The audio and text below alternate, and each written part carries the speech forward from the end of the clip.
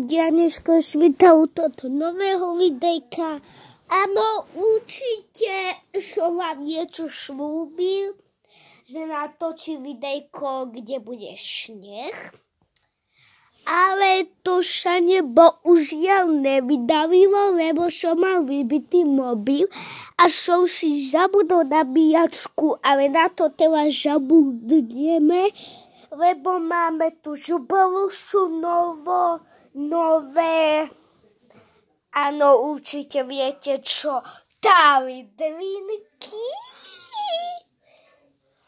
A dneska si o nich niečo určite povieme, ale bohužiaľ ich nemôžeme otloviť. Áno, ja viem, je tam ten kód, je tam ten kód, ale ja už som dneska mal 2 tavidlinky a tieto tavidlinky obsahujú veľa cukru a takže nechcem riskovať, že by som nejako pribral, tak dneska si o nich niečo povieme. A takže od koly až po malinu a dlhodielší určite ich otvoríme a ochutnáme ich. Dlhodiely. Takže môžeme začať na kolu. A kola. Tieto tavidlinky sú zálohové. Tuto zálohové. 250 niečo. Tuto je to víčko, čo už sme rozprávali. Je to kola,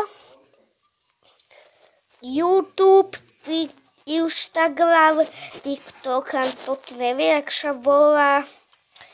A takisto sú tu aj brožkyňa, pomaranč, citrón a malina.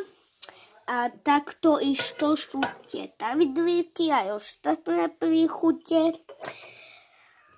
A takže toto bol krátke videjko, lebo som chcel povedať, že ich mám. A hneď vám ukážem, koľko ich mám. OK, ľudia, takže tie tavidlinky sú tuto na balkóne. A tuto je náš krásny výhľad na ihrisko.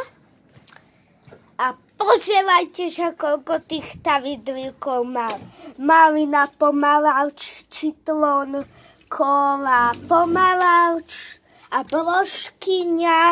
A toto bolo všetko a natočíme druhý diel, kde budeme ochutnávať. Dajte like a odber a čau.